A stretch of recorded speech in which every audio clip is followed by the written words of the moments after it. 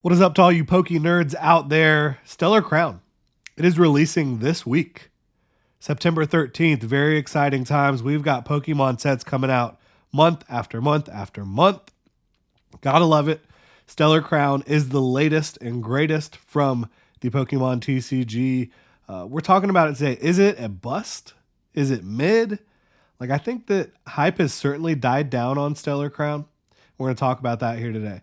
There is a new standard in the Pokemon TCG. Scarlet and Violet has been amazing with the special illustration rares, the illustration rares. These art cards are redefining what it means to have a good chase card, in my opinion.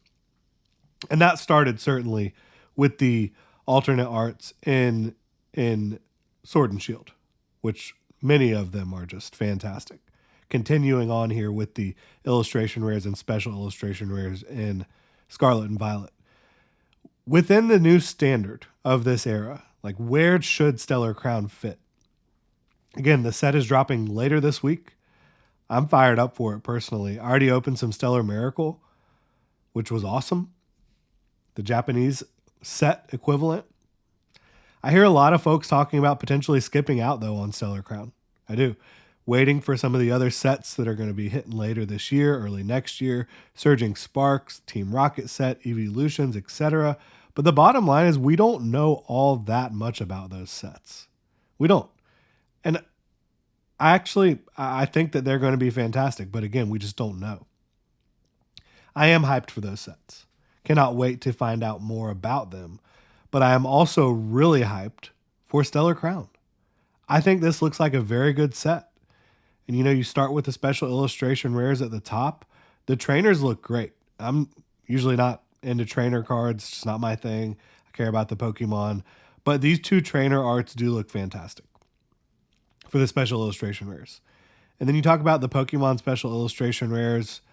2 of the 4 have the new rainbow borders, which I think look great.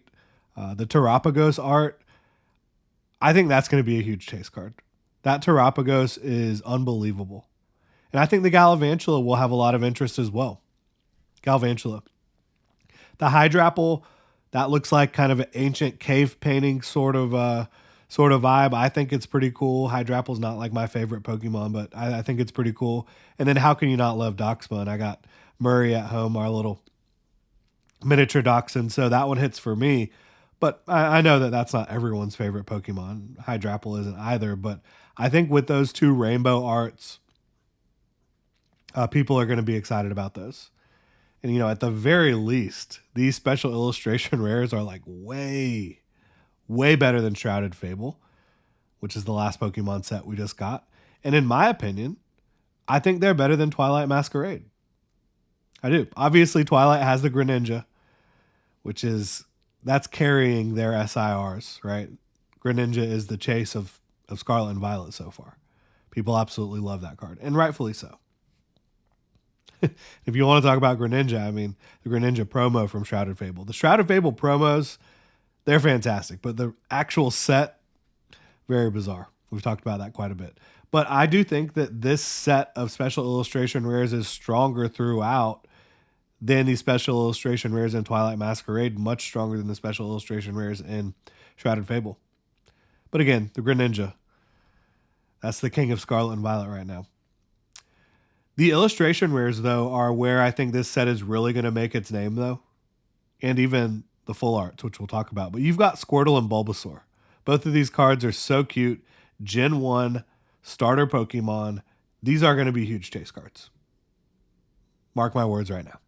It's not difficult to predict. Those are going to be huge chase cards. You've also got Reboot, which is another popular starter line. Cinderace, right?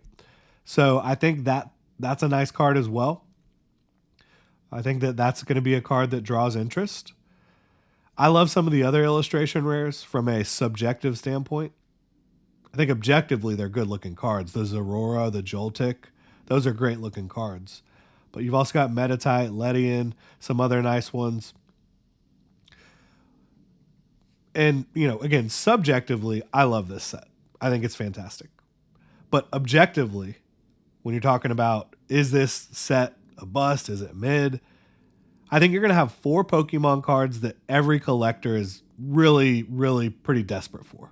The Bulbasaur, the Squirtle, the Terapagos, and the Galvantula. I think once people see those rainbow cards, they're going to get really fired up for them. I think those 2 special illustration rares are going to be chase cards as well, of trainers, right? I think the 2 trainers look fantastic. And I think folks are really going to want the Cinderace full art and the Lapras full art. Those are really cool cards. And again, I opened some Stellar Miracle already, and I pulled the Terapagos version of the full art in that set, which is not going to be in the main set. But this kind of gives you an idea of the art style and how these cards look for Cinderace and Lapras. I think those 2 cards are going to be highly desired as well. I really do.